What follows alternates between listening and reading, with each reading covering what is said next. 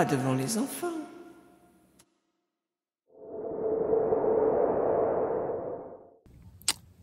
Vidéo. Ok. Salut les amis, c'est Shaman Chorizo qui vous parle depuis les Amériques où j'ai vu beaucoup d'Américains. Les petites news du jour, c'est pas une vidéo très préparée, c'est pas un speech spécial, ne vous inquiétez pas. C'est juste quelques petites nouvelles, des choses que vous savez peut-être pas à propos des États-Unis. Il y a plusieurs semaines, 2 ou 3 semaines, on a eu, il y a 2 semaines, on a eu un ouragan gigantesque sur la Caroline du Nord. Est-ce que vous savez ça? C'est une catastrophe absolument épique. Il y a énormément de gens qui ont succombé et les dégâts, ça a complètement détruit certains endroits de la Caroline du Nord, particulièrement une ville qui s'appelle Asheville, qui est un endroit magnifique, coincé dans la montagne, et qui est une petite ville très pittoresque, un petit repère de hippies dans le sud des États-Unis. C'est très très beau et alors c'est complètement détruit.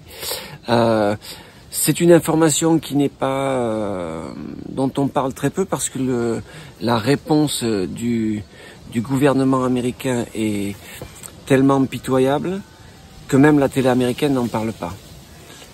Et c'est essentiellement le secteur privé, c'est-à-dire les gens, les voisins qui s'entraident, mais c'est une catastrophe humanitaire colossale dans laquelle le gouvernement américain sait pas du tout comment se positionner. Donc c'est un vrai scandale ici qui est très étouffé par la télé et j'imagine que vous ne devez pas en entendre beaucoup parler à la télé française, mais c'est quelque chose qui dans la population américaine, tout le monde est bien conscient qu'il vient de se passer quelque chose d'absolument terrible en Caroline. Tout le monde envoie des sous, les gens vont pour aider. Il y a quelque chose de très dramatique à voir à propos de cette information que je vous invite à creuser sur YouTube. Et il y a quelque chose de très très beau à voir aussi à propos de la solidarité des Américains. Et c'est très intéressant de voir comment cette communauté-là elle est capable de se serrer les coudes. Voilà. Deuxième petite news, j'ignore, je pense que vous n'avez pas accès à ça, c'est, vous savez, en politique, Trump, son mouvement c'est MAGA, Make America Great Again, et il s'est allié avec Robert Kennedy Jr. et Robert Kennedy Jr. Il a eu une idée intéressante, il a transformé MAGA en MAHA. Make America Healthy Again. L'Amérique en bonne santé. L'agriculture, la production de bonne nourriture, ça fait partie des choses auxquelles je suis très attaché. Et on a aujourd'hui ce débat-là, et ben il est mainstream aux États-Unis. C'est-à-dire que tout le monde parle de la qualité de la nourriture, du problème de l'obésité. Je sais pas si vous êtes jamais allé aux États-Unis, mais il y a un peu des gros en américain.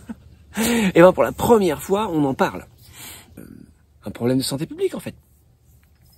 Et ça c'est très intéressant et c'est bon, c'est une bonne chose quand vous habitez aux États-Unis, qu'on parle de la santé et de la qualité de la nourriture aux États-Unis. Si vous avez mis les pieds aux États-Unis, vous savez que c'est une bonne chose que ça se produise. Le courant Kennedy de la campagne de Trump est super intéressant à voir. Alors ensuite, de quoi je voulais parler? Ce week-end, ils ont un vrai problème, les démocrates, dans la campagne Harris-Valls, parce que ils perdent le vote des hommes noirs américains. Ça, on sait depuis un long moment. Mais là, ils sont en train d'en prendre conscience. Et une chose qui est intéressante à propos de ces bulles de politique de Washington, c'est qu'ils sont pas du tout au courant de ce qui se passe en fait. Ils sont pas sur l'internet, ils font quelque chose d'autre. Hein. Ils sont pas du tout en contact avec la réalité. Et ils viennent de réaliser qu'en fait ils sont en train de perdre le vote des hommes noirs. Et donc ils ont invité Barack Obama à la rescousse pour parler de ça. Alors bon, c'est la petite info du jour. Tout le monde se moque de Barack Obama parce que c'est quelque chose que vous pouvez facilement trouver sur YouTube. Barack Obama, il a dit aux hommes noirs américains, attention, hein, faut voter pour nous. Et les hommes noirs, ils ont dit il se fait Il se fait chambrer allègrement aujourd'hui sur les réseaux sociaux, Barack. Ça vaut la peine. Il y a une petite rigolade là si vous voulez faire un peu de recherche. Et il y a un quatrième événement ici qui se passe aux États-Unis qui je pense est intéressant parce que ça peut vous inspirer pour ce qui se passe en France. Mais c'est que depuis 10 jours, Donald il participe à des podcasts. C'est-à-dire qu'en fait, c'est parce que c'est un politicien qui lit pas le téléprompteur, tu vois. Comme c'est un mec qui il dit ce qu'il pense. C'est un peu ce qu'on lui reproche d'ailleurs. Mais les podcasts, c'est super. Il a découvert que les podcasts, c'est super facile. Pour la sécurité, c'est plus simple.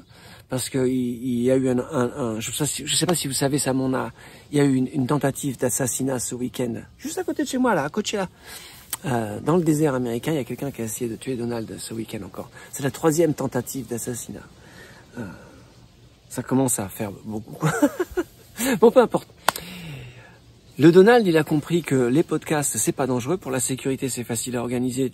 C'est comme il y a plein de gens qui regardent.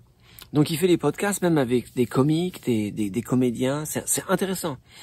Parce que c'est un politicien qui ne lit pas le téléprompteur, il peut aller où il veut. Il peut parler, puis il est vachement à l'aise avec les caméras. C'est un champion de la télévision, Donald. Donc il est très à l'aise dans des contextes très pas préparés. Et en contraste avec ça, Kamala Harris, c'est l'inverse. C'est-à-dire qu'elle ne va que sur des contextes qui sont très préparés, où elle peut dire les questions qu'on veut qu'on lui pose, comme ça elle peut préparer ses réponses, etc. Ensuite, ils ont le contrôle du montage. Donc il y a tout un tas mais c'est très surfait en fait. Donc quand elle essaie de venir sur YouTube pour participer dans des émissions, c'est très surfait et ça se voit. Et c'est un aspect intéressant de la politique américaine, c'est que ce monde de YouTube où on vit là, toi et moi, le monde des réseaux sociaux, généralement les politiques ils y comprennent rien, ils en font pas partie. Et là le Donald, il a compris comment faire partie de ce monde. Et ça crée un vrai tremblement de terre politique ici. C'est le vrai tremblement de terre politique ici, le fait que les politiciens maintenant ils vont sur les podcasts. Et à propos de podcasts, on parle énormément en ce moment de la venue du Donald sur le podcast de Joe Rogan. Je trouve ça intéressant que le Donald il choisit de finir la campagne électorale sur l'internet, sur YouTube, sur les réseaux sociaux. Ça, c'est très très très intéressant. Donc voilà, c'est les petites nouvelles des Amériques. Demain, je reviens avec d'autres vidéos. Et puis cette semaine, on va se faire un live parce que vous êtes vachement nombreux à suivre la chaîne. Merci à tous les nouveaux abonnés. À propos, dites-le à vos copains que je suis là, que je raconte des histoires. Faites passer le message. Et puis, si t'as pas donné un like, tu me mets un like et tu souscris. Et puis, tu manges du jambon et du saucisson parce que c'est bon pour toi. Allez, au revoir.